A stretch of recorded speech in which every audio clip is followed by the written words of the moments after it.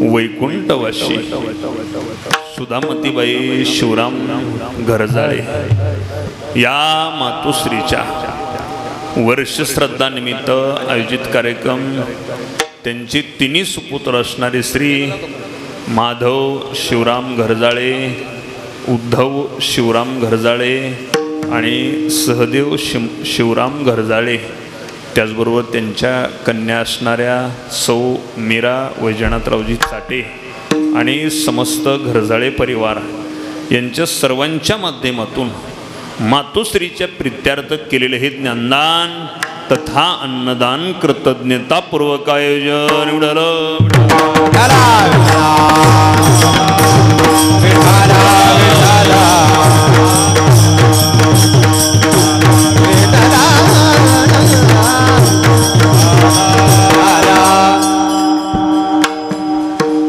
खरं तर आज योग सगळ्यात चांगला आहे. सगळेच इथं महाभारत बी उपस्थित आहे आणि रामायण बी उपस्थित आहे. आमची लक्ष्मणजी महाराज आहेत, रामायण आहे.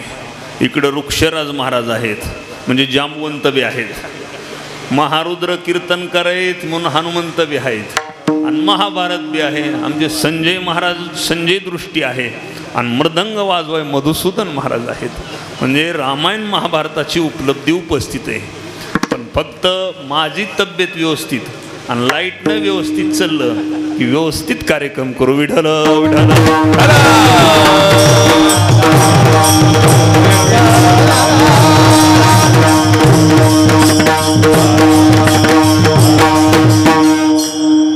आणि आमचे जिवलग मित्र श्री हरिभक्त परायण शशिकांतजी महाराज यांची उपस्थिती आहे. आवाज त्याचा थोडा इकडंच जास्त यायला आपला कमी त्याचाच जास्त यायला. मानवी जीवन जगत असताना वेद शास्त्र पुराण आधी जर आपण व्यवहार पाहिला पूर्वीचा तर दोन अवस्था पाहायला मिळतात. एक प्रापंचिक अवस्था आहे आणि दुसरी पारमार्थिक अवस्था आहे. प्रपंच अवस्था आहे आणि पारमार्थिक अवस्था आहे. दोन्ही अवस्था भोगतात व्यक्ती. पारमार्थिक अवस्था भोगत असताना साधन ठरलेलं आहे आणि साध्यही ठरलेलं आहे. आणि प्रपंचामध्ये साधनही ठरलेलं नाही आणि साध्यही ठरलेलं नाही. पुढं चला. परमार्थामध्ये साधन जर योग्य वापरलं तर साध्य लवकर प्राप्त होतं आणि प्रपंचामध्ये नाना प्रकारचे साधन वापरले तरी ज्या साध्याची अपेक्षा जीव करतो ते साध्य प्राप्त होईलच याची गॅरंटी शाश्वती कमी. त्याला प्रपंच म्हणतात. पुढं चला. प्रपंचामध्ये एकच साधन नाही, अनेक साधनं पाहायला मिळतात आणि साध्य सुद्धा अनेक पाहायला मिळतात. आणि परमार्थामध्ये साधन एकच आहे आणि ज्या साध्यापर्यंत जायचंय ते साध्य सुद्धा एकच आहे. विठ्ठल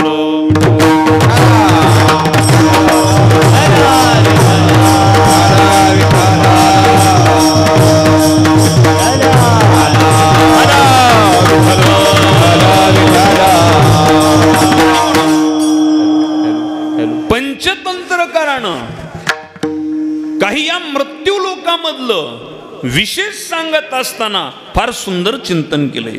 पंचतंत्रकार म्हणतात सामान्य जीवासाठी 5 गोष्टी अनिवार्य ठरलेल्या आहेत. त्याच्यामध्ये टाळाटाळ करता येत नाही. टाळ वाजविता येतील पण टाळता येत नाही. कोणत्या वस्तू आहेत? 5. ऐका आता. आयु कर्मं च वित्तं च विद्या निधनमेव च पंचैतानि ही सृजन्ते गर्भस्थ सैव देहिनः. 5 गोष्टी निश्चित केलेल्या आहेत. नंबर 1 आयु. माणूस किती वर्ष जगणार आहे हे ठरलेलं आहे. कर्मच, जन्माला आल्यानंतर तो कुठलं कर्म करणार आहे हे सुद्धा ठरलेलं आहे. वित्तमच, वित्त म्हणजे धन, त्याच्या हातात किती धन येणार आहे हे सुद्धा ठरलेलं आहे. विद्या, विद्या म्हणजे ज्ञान, तो आत्मज्ञानाचा अधिकारी होणार आहे का सामान्य ज्ञानाचा अधिकारी होणार आहे हे सुद्धा ठरलेलं आहे. आणि 5वी गोष्ट सांगितली निधनमेवच. निधन म्हणजे मृत्यू. त्या जीवाला मृत्यू सुद्धा कुठल्या अवस्थेत येणार आहे हे सुद्धा ठरलेलं आहे. पण कुठं? ऐका पुढची भाषा. गर्भस्थ सैव देहिनः. ज्या वेळेस या शरीराची जडणघडण आईच्या उदरामध्ये होत असते त्यावेळेस या 5 गोष्टी निश्चित केलेल्या आहेत. आणि जर हे सगळं निश्चित केलेलं असेल तर आपले जी काही प्रयत्न चाललेत, थोडक्यात सांगतो, आपल्या जी काही खटाटोपी चालू आहेत ती काही मग व्यर्थ समजायच्या का? विठ्ठल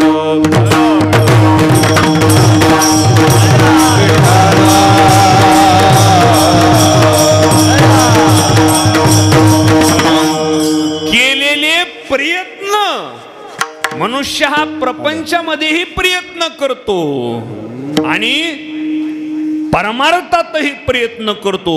पण ज्ञानोबा म्हणतात इथं केलेले प्रयत्न कुठं? छायास करीसी प्रपंच दिननीसी.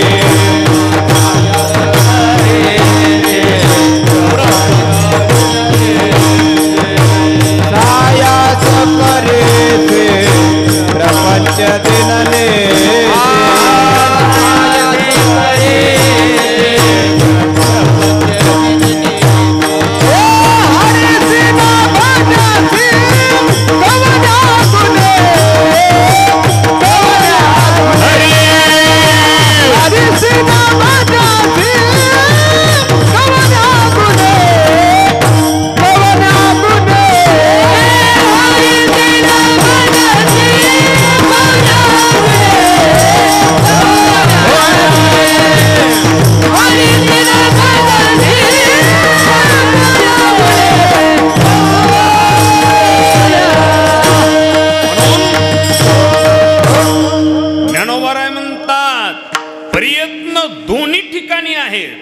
पण इथले प्रयत्न, प्रपंचातले प्रयत्न केलेलेही व्यर्थ प्रयत्न आहेत महाराज. नाना साधनांच्या केल्या खटपटा. प्रपंचात आहे असं नाही, परमार्थामध्ये सुद्धा बरेच साधन वापरून पाहतो मनुष्य, पण साध्य प्राप्त होईलच याची गॅरंटी का? मध्ये कोरोनाचा काळ होता ना, आणि मग कोरोनाच्या काळात चांगल्यात चांगल्या भजनेनी सुद्धा भजन चालू ठेवले का बंद केले? बंद केले. काय पडलंय म्हणले ह्याच्यात? प्राप्तीच काही व्हायना गेली. चांगल्या चांगल्यानी भजन बंद केले. आणि त्या पिरियडमध्ये सर भाव वाढला ना कशाला? माळव्याला. आणि त्यातली त्या टमाट्याला भाव वाढला. एक कॅरेट किती हजाराला? 3-3 हजार रुपयाला जाऊ लागलं वृक्षराज महाराज कॅरेट. आणि मग तो म्हणला आता परमार्थ बाद झाला, प्रपंच चांगला करू म्हणला. 1 एकरवर टमाटे लावले. आणि टमाटे असे बी आले महाराज, कृषी अधिकारी बघा येऊ लागले चिल्ला लेवलून. टमाटेच तसे आले, ताकदवान जोमात टमाटे आलेले. आणि मग मार्केटला फोन लावायचा, काय भाव चालू आहे? तिकून व्यापाऱ्यानं सांगायचं 3000, 3500. काय अहो कॅरेट 21-22 किलोचं. घरी बसल्या बसल्या हिशोब लावायचा. जर पहिला तोडा 100 कॅरेटचा निघाला, किती? 3 लाख रुपये. एक तोडा बसल्या बसल्या हिशोब लावायचा. पहिला तोडा, दुसरा तोडा, मग असे 25-25 तोडे झाले तर किती पैसे? रात्रभर जागा राहायचा, झोपच लागत नसं, पैसेच मोजायचा झोपीत बी. हा आणि मग आता टमाटे तोडायला आले. टमाटे तोडायला आल्यावर 8 दिवसांना अगोदर फोन लावला व्यापाऱ्याला, काय भाव चालू आहे. व्यापाऱ्यानं सांगितलं 3000. दुसऱ्या दिवशी 2.5, तिसऱ्या दिवशी 2, 1.5, 1, 500, 100. अहो 3000वरचा भाव 50 रुपयावर आला. व्यापाऱ्यानं सांगितलं तुमचे टमाटे म्हशीली चारा, पण इकडं आणू नका. तो म्हणला शेतीत काही पडलं नाही. गावात त्याचा जिवलग मित्र होता. तो म्हणला शेती करून कुणाचं चांगलं झालंय. तुझी मेन चौकात दुकान आहे, छोटी मोठी जागा आहे, एखादं किराणा काय टाक, दुकान टाक. आता इथं आहे का कोणी दुकानदार उपलब्ध? खरंच सांगा, नवीन दुकानाला जास्त गर्दी का जुन्या दुकानाला? शशिकांत महाराज, नवीन दुकानाला. कारण त्याला उधाऱ्याला ह्याला रजिस्टरच पुरत नाहीत.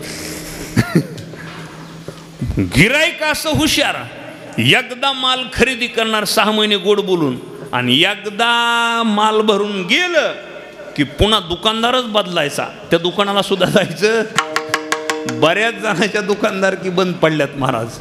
आणि मग मात्र तो म्हणला याच्यात बी काही पडलं नाही. शेवटी उदास झाला आणि पुणे मुंबईला गेला. तो म्हणला फॅनच्या हवेखाली, आपले फॅन बंद आहेत पण तिकडं म्हणला फॅनच्या हवेखाली काय मिळेल, पगार मिळतो. अनपड होता 10वी पास, तिकडं गेला. खर्च कुटुंबाचा होऊ लागला 20,000 आणि महिना मिळू लागला 15,000.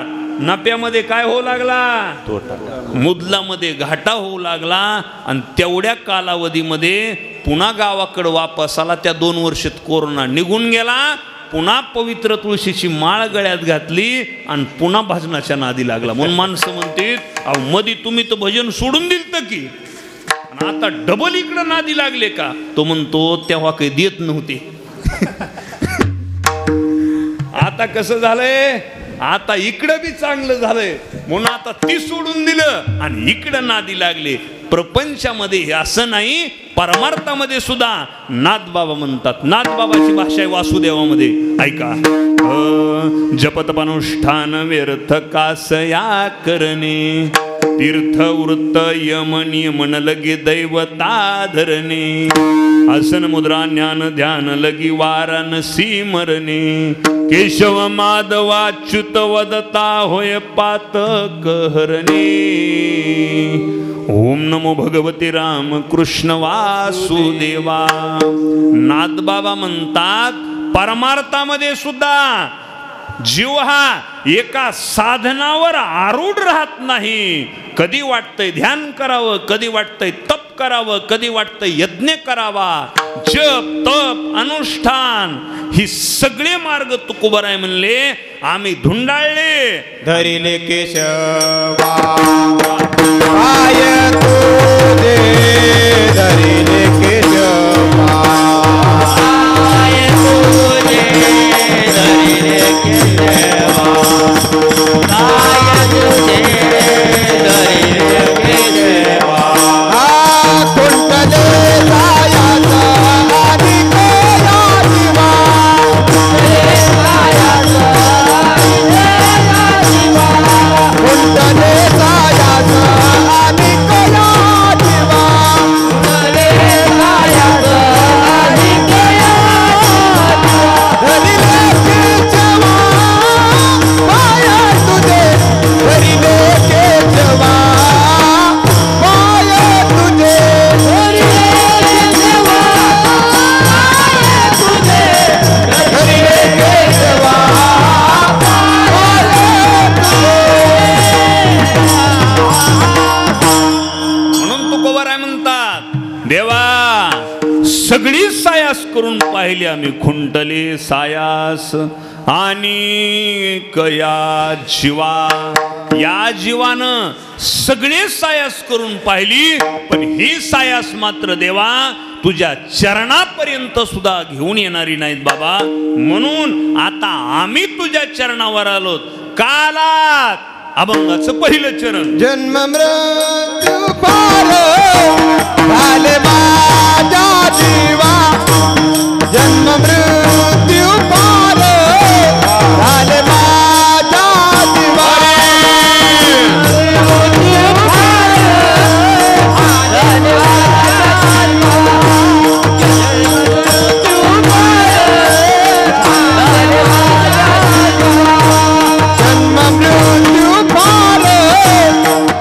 झाले माझ्या जीवा हरी जन्म मृत्यू पार झाले माझ्या जीवा झाले माझ्या जीवा झाले माझ्या जीवा ऐक माझा धावा पांडुरंगा ऐक माझा धावा पांडुरंगा सिनले बहुत करिता येर धारा सिनले बहुत करिता येर धारा ऐक माझा धावा पांडुरंगा ऐक माझा धावा पांडुरंगा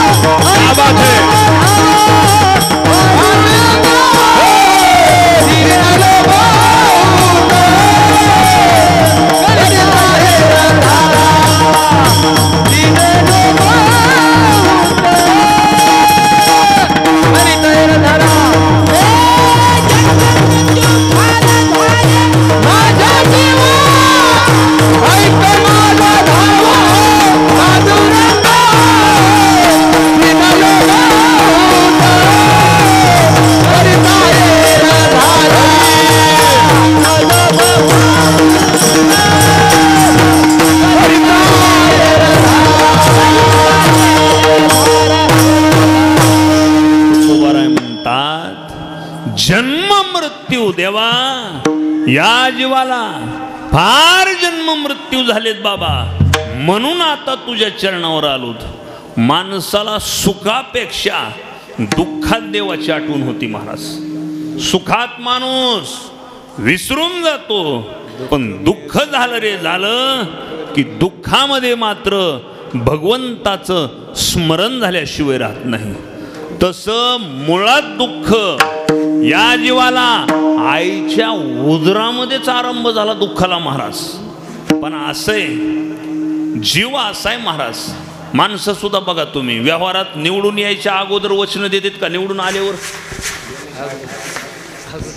येण्याच्या अगोदरच काय पाहिजे ते देऊ, तुम्ही फक्त म्हणा, फक्त काय हो दे एकदा निवडून येऊ द्या, एकदा निवडून येऊ द्या. निवडून आलं रे आलं तो या झाला पाटा बालिकेचा, तो या झाला पाटा बालिकेचा, तो या झाला बालिकेचा, तो या झाला पाटा. हे देव दिला देह भजना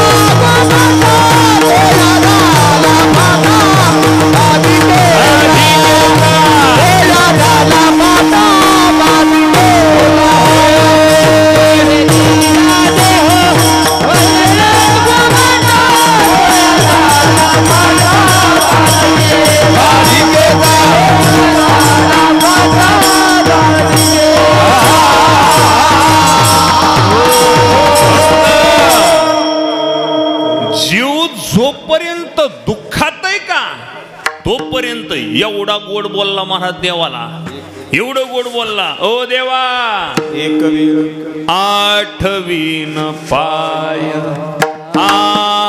माझा नवस. देवा तुमच्याशिवाय दुसऱ्याचं स्मरणच करणार नाही, फक्त एक वेळा करी या दुःखा वेगळे. फक्त एकदा सोडव बाबा या दुःखातून. तू दुःखातून सोडवलंस का की तुझं स्मरण केल्याशिवाय राहणार नाही. जन्म आणि मृत्यू सारखं दुःख या विश्वामध्ये दुसरं नाही महाराज. फक्त त्याची जाणीव आपल्याला होत नाही, जन्माची आणि मृत्यूची. पण जन्म आणि मरण आपल्याला काय येतं याचे दोन कारण आहेत महाराज. ज्ञानोबारांनी प्रतिपादन केलंय. ज्ञानोबाराय म्हणतात तैशी अहम ममतेची लवड सवडी मातीन पवती बापुडी म्हणून जन्म मरणाची दुथडी ढवळीत असे जीवाला अहंता आणि ममत्व भावना धारण केल्यामुळं या जीवाला जन्म मरणाच्या बंधनामध्ये किंबहुना फेऱ्यामध्ये यावं लागतं. पंचीकरण नावाचा ग्रंथ आहे, फार सुंदर चिंतनालय. त्या महात्म्याने एक चौपई लिहिली आहे, ती गुजराती भाषेमध्ये चौपई. शशिकांत महाराज तो महात्मा किती गोड बोलतो ऐका. तो महात्मा म्हणतो, घना दहडानो भ्रम थयो जीवने एटले देह माने पोते आपणे ते चारू फरे 84 लक्ष योनीने.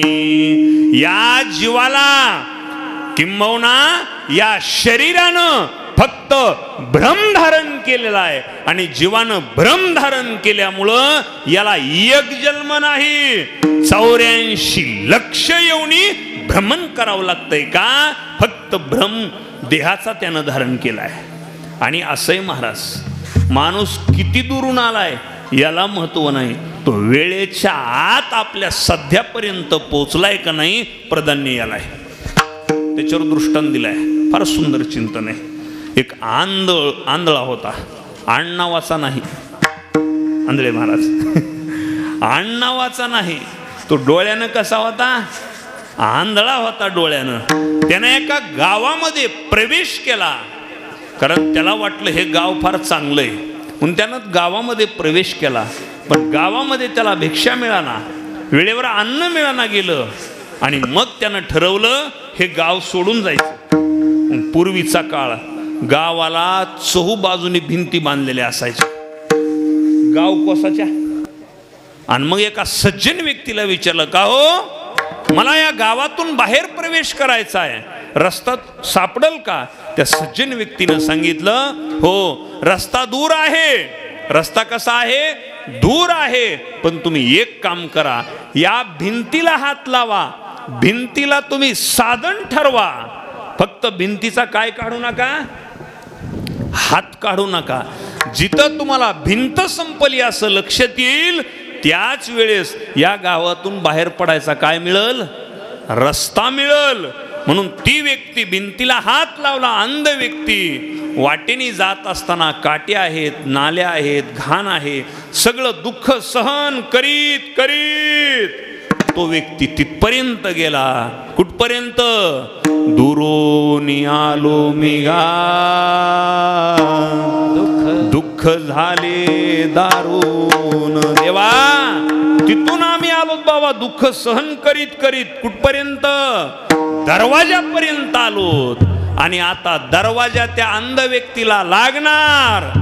एवढ्याच वेळेमध्ये त्या व्यक्तीच्या अंगाला खरूज आलेली होती. खरूज तर कळती की, खरूजूचा असं विशेष आहे महाराज, एकदा खाजविल्यावर बरं वाटतंय का नाही? नाही नाही नाही, पुन्हा पुन्हा खाजव वाटतंय. खरूज आलेली होती त्याच्या अंगाला. म्हणून त्या व्यक्तीनं भिंतीचा हात काढला आणि जिथं अंग खाजवत होतं का तिथं हात लावला. तेवढ्या वेळेमध्ये रस्ता चुकला आणि पुन्हा हात लावला की पुन्हा भिंत लागली. असं एक नाही, दोन नाही, 84 लक्ष येऊन हा जीव भ्रमण करीत करीत राहतो. पण त्याला मुक्तीचा मार्ग मात्र मिळत नाही. म्हणून जडभरत राजासारखा राजा गंडकी नदीच्या तीरावर गेला आणि सतत हरिनामाचा जप करू लागला. फक्त एक शब्द बदलला. किती शब्द? एक शब्द बदलला फक्त. हरी हरी म्हणता फक्त त्याला शेवटच्या काळात हरी न आठवलं. माणसं म्हणतात आमचा कुठं एक तर कडवं चुकलं, आमचं कुठं एक तर अर्धा तर श्लोक चुकला. महाराज एक शब्द चुकला फक्त. हरीच्या ऐवजी हरी न जोडल्या गेलं. जड भरत राजा हरणी गर्भ गेला, जड भरत राजा हरणी गर्भ गेला, जड भरत राजा हरणी गर्भ गेला, जड भरत राजा हरणी गर्भ गेला.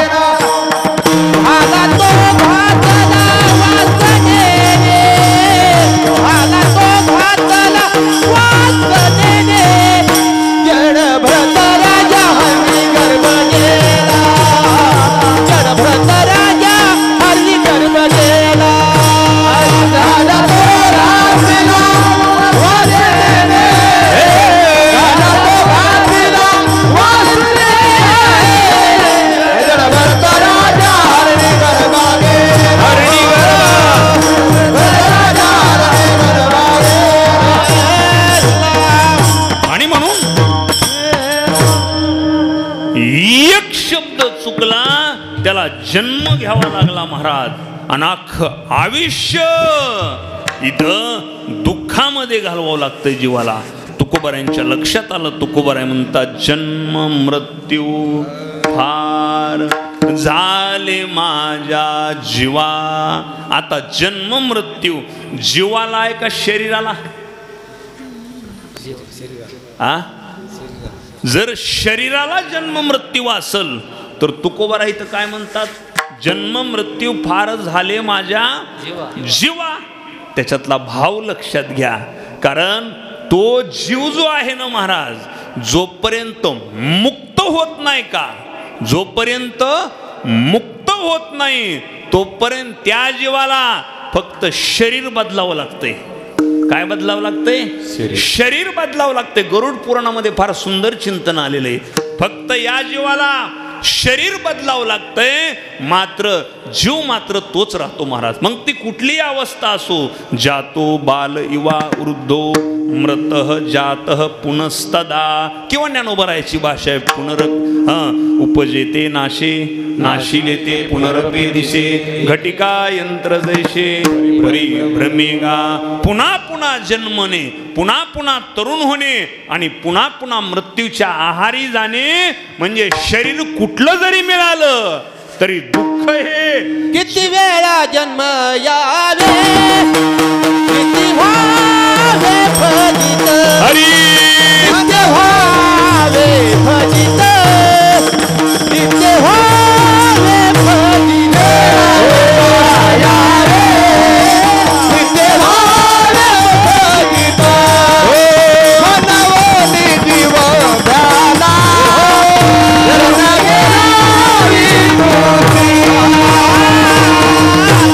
आणि म्हणून या जीवाला अखंड दुःख भोगावं लागतंय महाराज.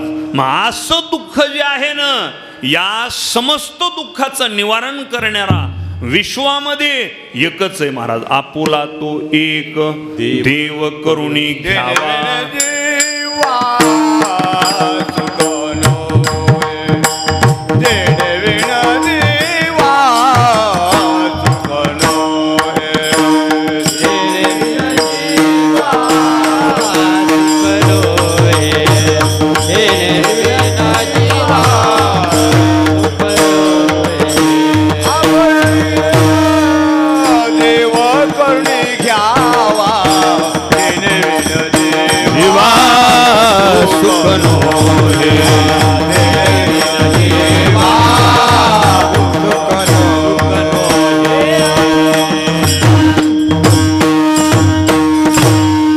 आणि म्हणून तेने विन जीवा सुख नोहे.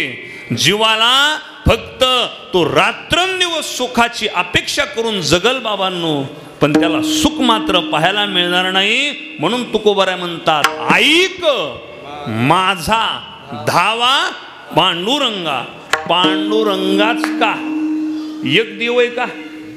कितीतरी देव आहेत ना, पण एकच का? कारण जगात एकच जगाचा मालक असा आहे महाराज.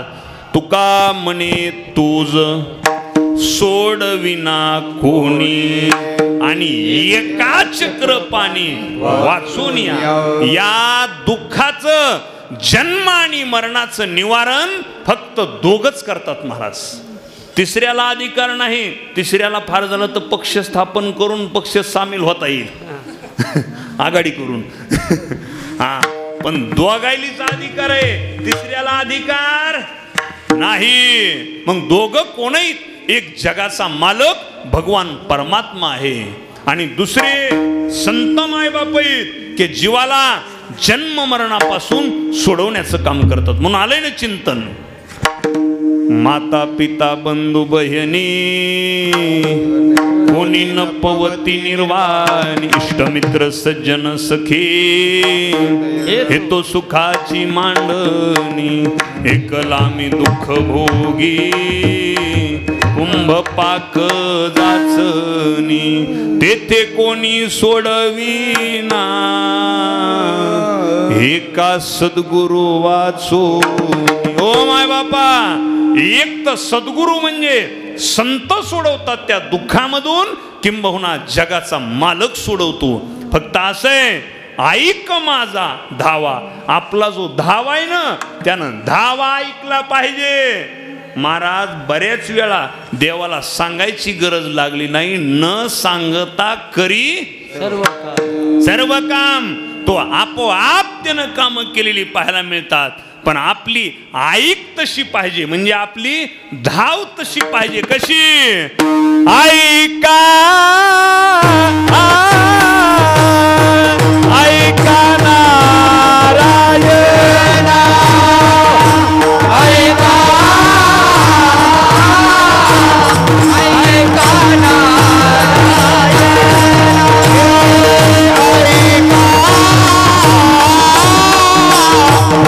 ऐका नारायण.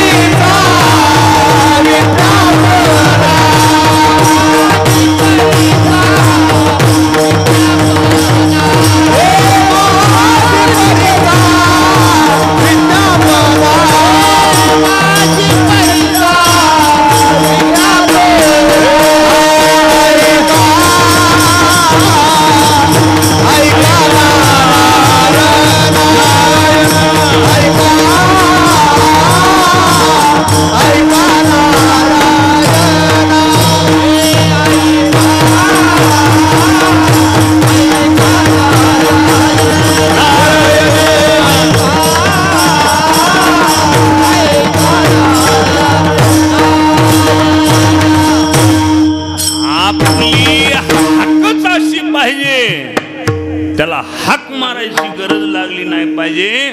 तो आपोआप धावून आला पाहिजे. आपल्या अंतःकरणातली सुद्धा हात नकोय महाराज.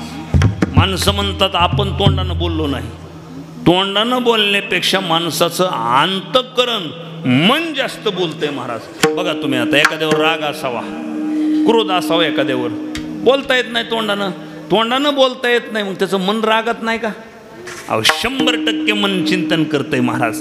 पण असे जे मन चिंतन करील, दैव तसं चिंतन करतंय का?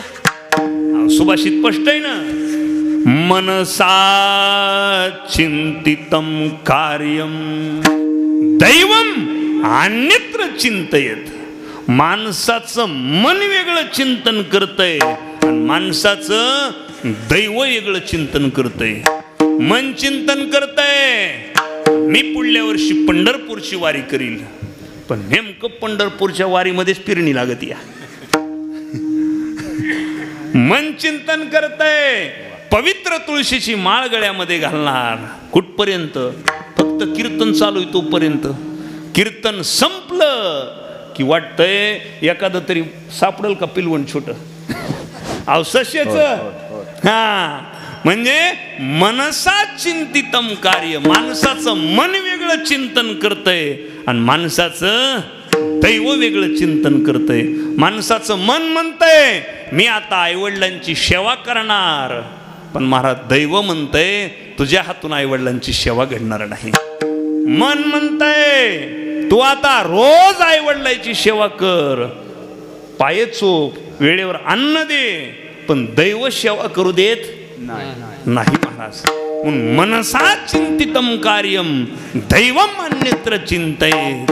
तसं आपल्या मनानं ध्यास घेतला पाहिजे की देवा कै मी उद्धार पावेन, कै कृपा करील नारायण. ऐक माझा धावा पांडुरंगा. पांडुरंगाच का? कारण एकमेव पांडुरंग दैवत असंय महाराज. पहा तुम्ही केवढं मोठं उदाहरण आहे. रात्रीचा प्रसंग, 2 लग्न झालेले होते संत गोरोबा काकांचे आणि देहाला स्पर्श झाला स्त्रीच्या. पांडुरंगाची शपथ होती, जर या देहावर माझा ताबा नसल तर ही हात काय कामाची. दोन्ही हात तोडले गेले, प्रपंच ठप्प झाला. घरात अन्न खायला नाही, देवाच्या समोर लक्ष्मी मातेनं पंचपक्वान्नाचं ताट समोर द्यावं, पांडुरंगानं म्हणावं, लक्ष्मी माझा गोरोबा उपाशी झोपलाय आज आणि मला पंचपक्वान्नाचं ताट आहे, आपण उपाशी राहिलो तर आपल्या घरच्या माणसाला अन्न गोड लागलं नाही पाहिजे. महाराज कलियुगाचं दुर्दैव आहे, मायबाप उपाशी ठेवून रसपोळी कशी लेकरायली खाऊ वाटत असेल हे ज्याची त्यानं ठरवायचंय. मायबापाला बाजूला ठेवून जर पंचपक्वान्न लेकरं खात असतील, त्या आईचं हृदय काय म्हणत असेल, त्या वडिलांचं हृदय काय म्हणत असेल की अरे ज्या आशेनं हा जीव वाढवला आम्ही, तोच जीव आज आम्हाला विनमुख झालाय. पांडुरंग परमात्म्याला चिंता वाटू लागली काकांची, आता करायचं काय. शेवटी पांडुरंगानं विठोबा कुंभाराचं रूप धारण केलं. गरुडाला सांगितलं तुम्ही गाढव व्हा. रुक्मिणी माता म्हणते मला यायचंय. स्वतः रुक्मिणी कुंभारीन झाली आणि तीर गावी आली. तिथला आनंद काय सांगा. तीर गावी झाला, तीर गावी झाला भक्तीचा आनंद. कुंभाराच्या चित्रामध्ये नाचे पांडुरंग, गोरोबाच्या चित्रामध्ये नाचे पांडुरंग.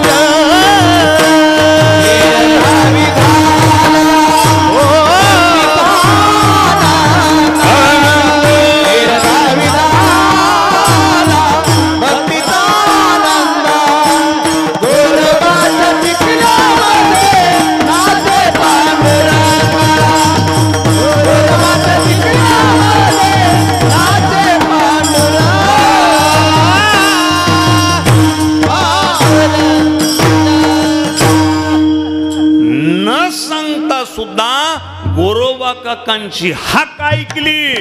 पांडुरंग परमात्म्यानं ऐक माझा धावा पांडुरंगा म्हणून देवानं सुद्धा हाक ऐकावी अशी आपली हाक पाहिजे. कारण हाकारोनी सांगे तुका तुका नाम राहू नका. अहो आपली बी हाक आहे महाराज. कशाची हाक आहे. आपली हाक नामाची हाक आहे. आणि नामाच्या हाकाची ताकद एवढी मोठी आहे.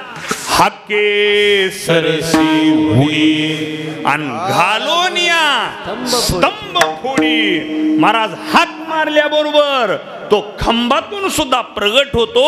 हे सामर्थ्य ऐक माझा धावा पांडुरंगा. पण देवा बाबा का. पांडुरंगाने विचारलं तू कोवर आहे. तुम्ही एवढ्या हाका मारायला हाका मारण्याचं कारण काय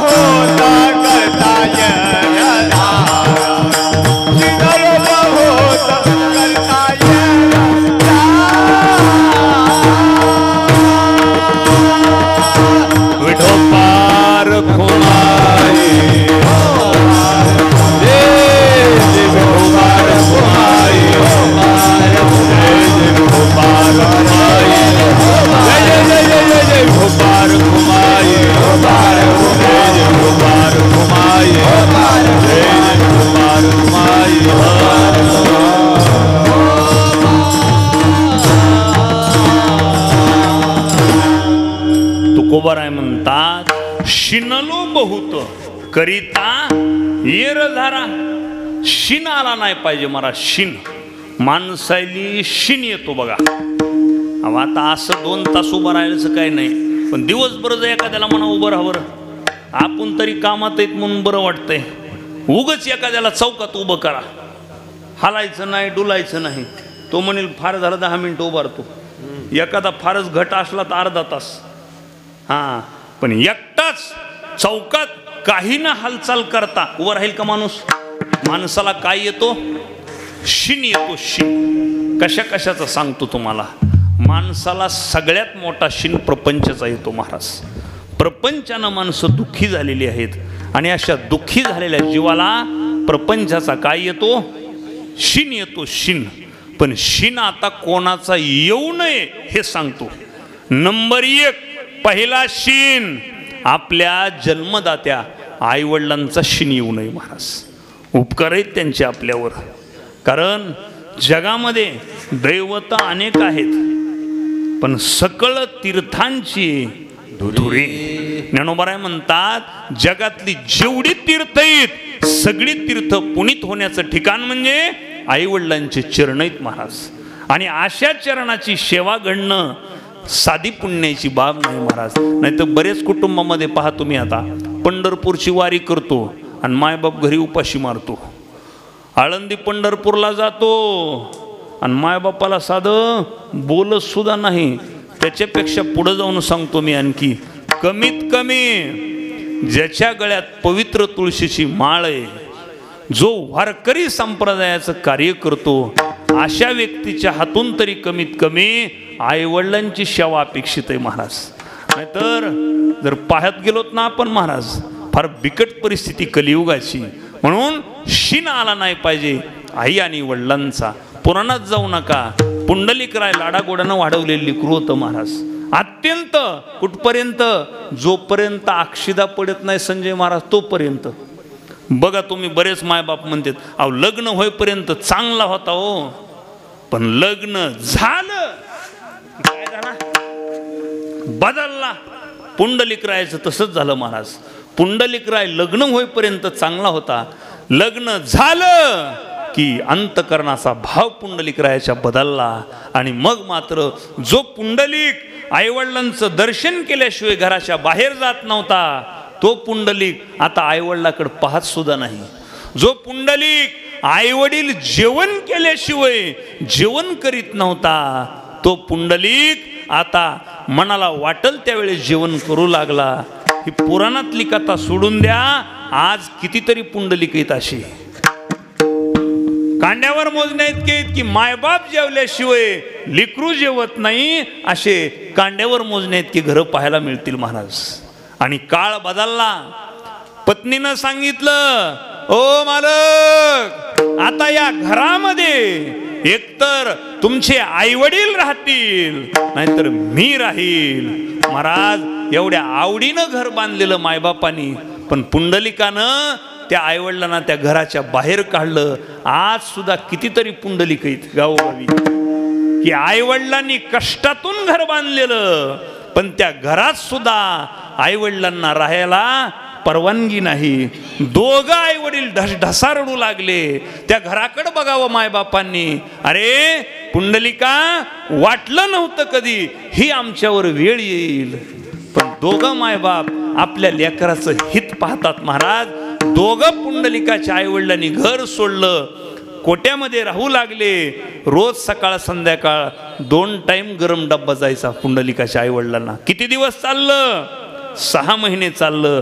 पत्नीनं सांगितलं, आता डब्बा पुरवणं होत नाही, आता एक वेळेस डब्बा जाऊ लागला. आणि पाहता पाहता एक वेळेसचा डब्बा सुद्धा बंद झाला. शिळे तुकडे आणि भुरकी चटणी आणि डोळ्याचे अश्रू त्या चटणीत कालवावेत आणि दोघा पती पत्नीनं एकमेकाकडं पाहावं आणि ढसढसा रडावं. दोघा मायबापांनी म्हणावं, अहो मालक, मला वाटलं नव्हतं असं लेकरू आपल्या पोटी जन्माला येईल. किती अपेक्षा ठेवतात मायबाप आपल्या लेकराकडून महाराज. अरे अर्ध्या घासातला घास खाऊ घातला, वेळेवर मी जेवण केलं नाही आई म्हणते. पण माझ्या पुंडलिकाला एवढं सांभाळलं आणि पुंडलिक आता आमचे अशी सेवा करतोय. दोघांनी ढसा रडावं. एक दिवस पुंडलिक फेरफटका आणण्यासाठी आला. पुंडलिकरायाकडे विनंती केली. दोघा मायबापांनी, पुंडलिका आता मला असं वाटतंय अंतकाळ आमचा जवळ आलाय, एकदा आम्हाला काशीची यात्रा घडावी बाबा. विनंती केली आणि विनंती केल्यानंतर पुंडलिकराय हुशार होता. पुंडलिकराय घरी गेला आणि पत्नीला म्हणला, आईवडिलांनी इच्छा केली काशीची यात्रा करायची, काय केलं पाहिजे. पत्नी सुद्धा महाराज जास्त MA BA शिकलेली होती. पत्नीनं सांगितलं, पुंडलिकराया अहो चांगली गोष्ट आहे, मायबाप इच्छा करतात काशीला जाण्याची, गंगेला पूर आलेला आहे, तिकडच घेऊन जाऊ आणि गंगेच्या पुरात सोडू. दोघं मायबाप घेतले महाराज. काय अवस्था आहे मायबापाची. ज्या मायबापांनी या कंठामध्ये कधी अन्न सुद्धा अडकू दिलं नाही, एवढं बारीक बारीक अन्न करून ज्या पुंडलिकरायाला खाऊ घातलं, त्या पुंडलिकानं मात्र दोघा मायबापाच्या गळ्याला आता दोर बांधली. पत्नी खांद्यावर घेतली. यात्रेला निघाला. वाटेत कुकुट स्वामींच्या आश्रमामध्ये मुक्काम पडला. तिथं 3 स्त्रिया काळ्या कुट्ट अवस्थेमध्ये आल्या. मलिन झालेल्या गंगा जमुना सरस्वती होत्या. त्यांना स्वच्छ होऊन जाताना विचारलं, तुम्ही स्वर्गातल्या अप्सरा आहात का. त्यांनी सांगितलं, तुझ्यासारखे पापी येतात आणि गंगेमध्ये स्नान करतात, त्या पापामुळं आम्ही मलिन होतो आणि त्या पापाचं क्षालन व्हावं म्हणून आम्ही या साधूच्या आश्रमामध्ये येऊन सेवा करतो. पुंडलिकरायाच्या जीवनामध्ये उपदेश झाला. पुंडलिकराय आज जे पंढरपूर आहे त्याला दांडी अरण म्हणतात, त्या अरणामध्ये आला आणि मग मात्र तिथं आईवडिलांची सेवा चालू केली. आणि काय त्या सेवेची ताकद. पुंडलिके काय केले परब्रह्म हे ठेले. म्हणून पंढरपूरची वारी करणाऱ्या कमीत कमी व्यक्तीनं पांडुरंगाचं चरित्र ज्या व्यक्तीला माहित आहे त्यानं तरी कमीत कमी आईवडिलाचा शिन आला नाही पाहिजे महाराज. आईवडिलांची सेवा केली पाहिजे. म्हणून तुकोबाराय म्हणतात, शिनलो बहुत. आम्हाला देवा आता या जन्म मरणाचा शिन आलाय बाबा. शिनलो बहुत करिता येरझारा. कारण या येरझारामध्ये काही सुख नाही बाबा, दुःखच आहे ना. मग रखुमाईच्या वरा पावे वेगी. एकदा जर तू आम्हाला प्रसन्न झालास तर या दुःखाचं नायनाट झाल्याशिवाय राहणार नाही. मग एकच इच्छा आहे फक्त, फक्त तू सज्जनाला पावन करतोस असं नाही, तू कोणाला पावन करतोस. सुख म्हणे तू गा पतित पावरा, तुक म्हणे तू गा पतित पावरा,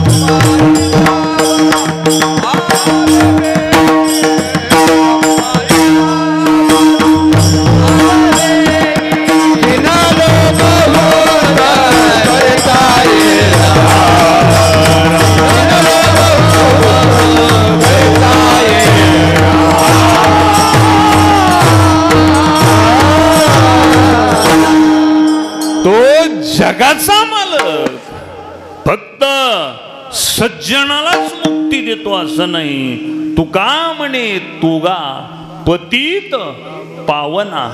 तो फक्त चेहरे पाहून देत नाही, चेहरे पाहून देतात त्याला योजना म्हणतात. घरकुल विहीर सगळे लिका निवडून आल्यावर नाही नाही नाही, माणूस लिस्ट तयार करतो घर बसल्या बसल्या अगोदर कुणा कुणा आपल्याला मतदान टाकलंय. खालच्या गलीपासून यादी तयार व्हायला चालू होती या. हां मग सरसगट आहे का? सरसगट नाही महाराज. जिथं चेहरे पाहून दिलं जातंय त्याला जीव म्हणतात आणि जिथं मुंगीपासून ब्रह्मदेवापर्यंत समान न्याय त्याला देव म्हणतात. पण तुकोबारांचे स्पष्ट शब्द आहे, हे पहा किती आले,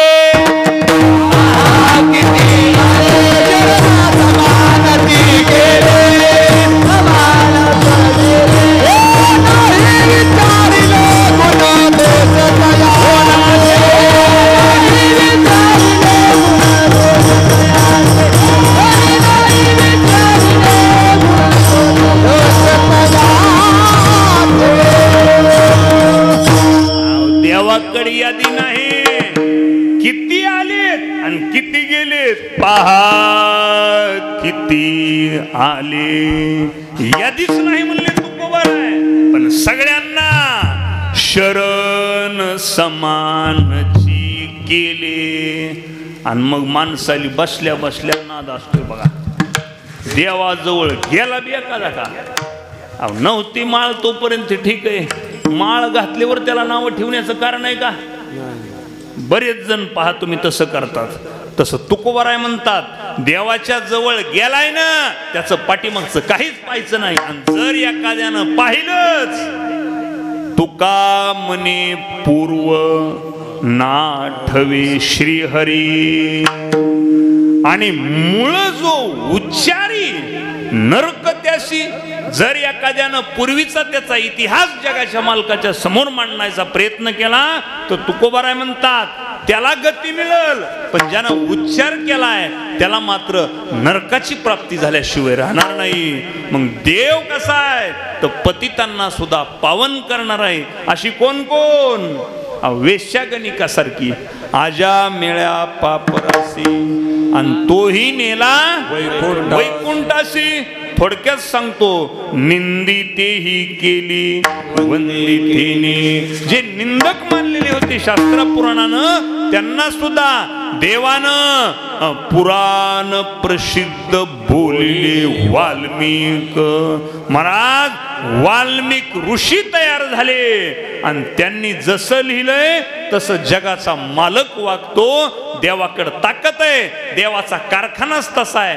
कोणी या जसं गाय का गाय आपली हिंदू धर्माचं प्रतीक गाय. गाईला चारा कुठलाही चारा खाऊ घाला, वाळल्याला हिरवा काही जरी खाऊ घातलं तरी गाय जशी दूध शुद्ध आणि पवित्रच देते तसं जगाच्या मालकाच्या सान्निध्यात कोणी जाओ कारखानाच असा की तिथून तो भक्त म्हणूनच बाहेर पडतो. म्हणून तुकोबाराय म्हण घे माझा शीन जन्मांतरा. देवा म्हणून आमचा शीन तुम्ही एका जन्मात नाही तर पुढच्या जन्मात सुद्धा तुम्ही आमचा शीन वाहून न्या. कारण शीन टाकला पाहिजे. घालो निया भार राहिलो निश्चिंती आणि नुरविली संती विठोबाची.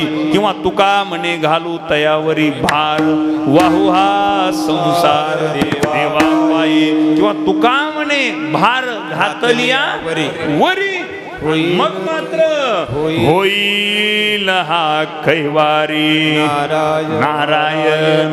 तो तुमचा कैवारी झाल्याशिवाय राहणार नाही. म्हणून तुकोबाराय म्हणतात ऐक माझा धावा पांडुरंगा जन्म मृत्यू फार झाले माझ्या जीवा.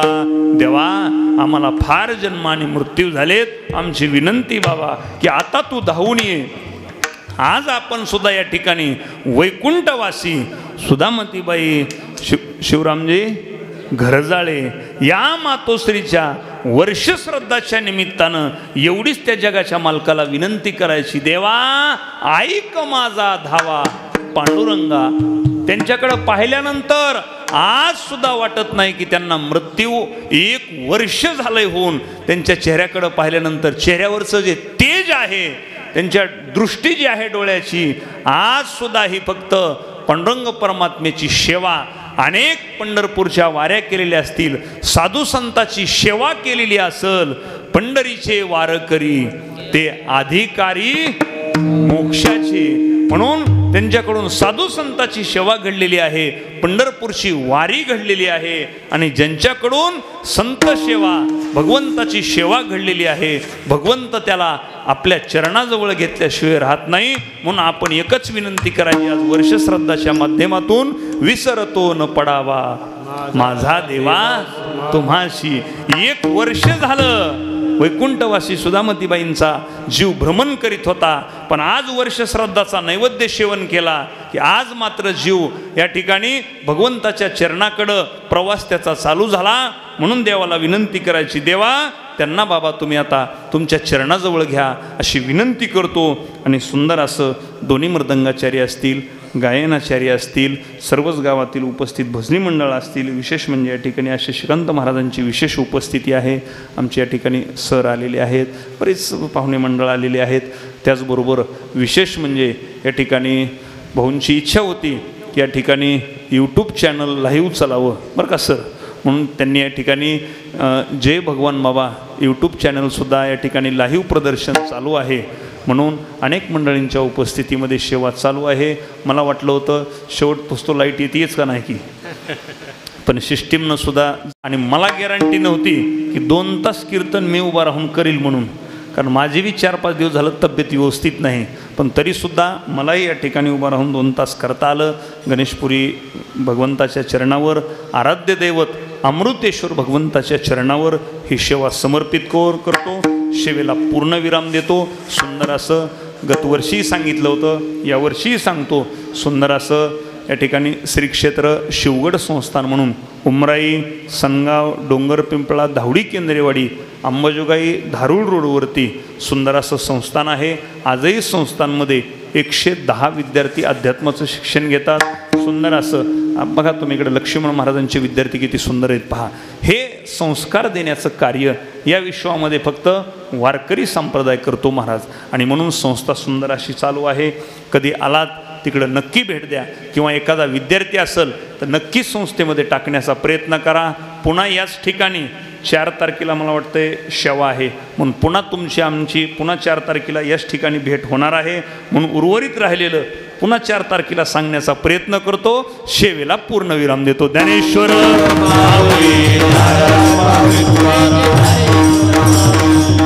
माऊली, ज्ञानेश्वर माऊली.